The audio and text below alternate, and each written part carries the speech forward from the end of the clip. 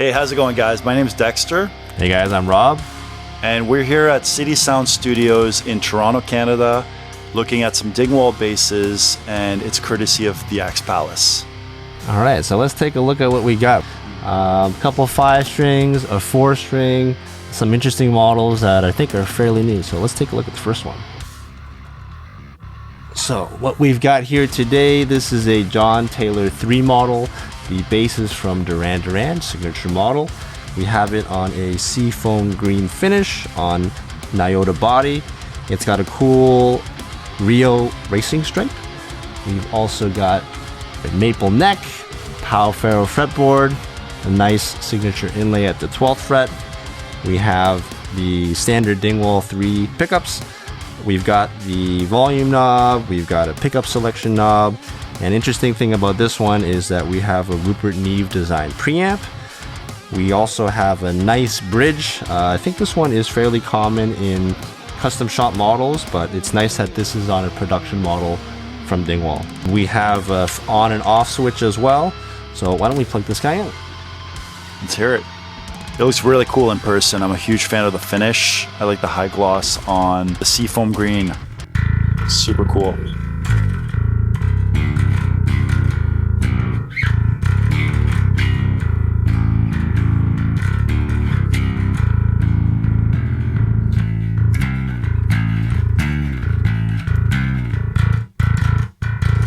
Sounds great, even passive, eh? Yeah, so usually myself, I usually do play passive. Yeah, there is the ability to play active as well.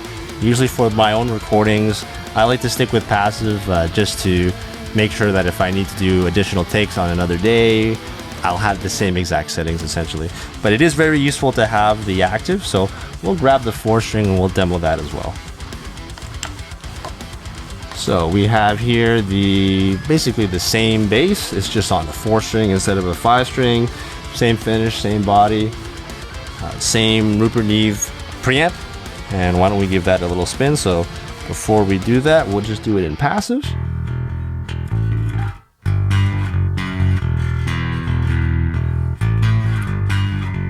Sounds great. And if we engage the preamp, and why don't we boost some bass and some treble?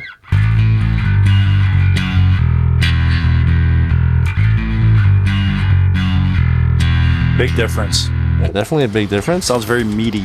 With the preamp, we also do have the ability to cut as well as to boost. And otherwise, it's pretty much the same as that 5 string. Why don't we take a look at the other model that we have?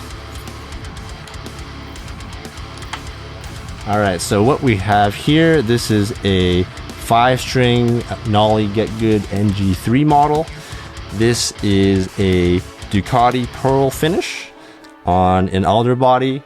I think that's a satin finish as well. Yep. But it has a slight pearlescence sheen to it. It's a really nice finish. I think it's trying to bring the vibes of like a race car or a sports car. A lot of, I think, Nolly's finishes are in that kind of style. I dig it. Again, we have the maple neck. 3-piece neck, I believe. Yep. Yep. Definitely 3-piece. Almost looks like a bit of flame on the middle stripe.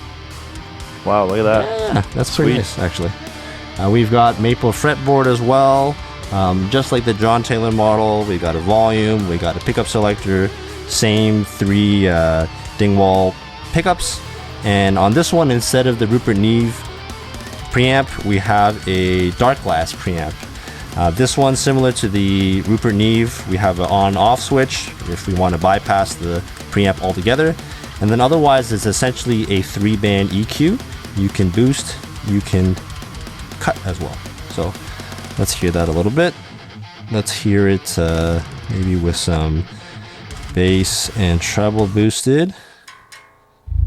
There we go.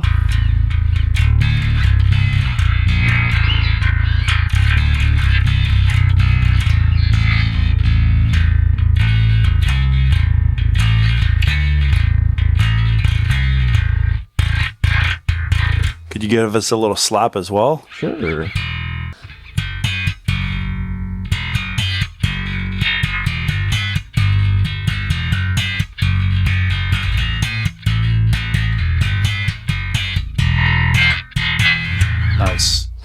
Yeah, this one is definitely one of my favorite models. We do use this with our band Apogeian.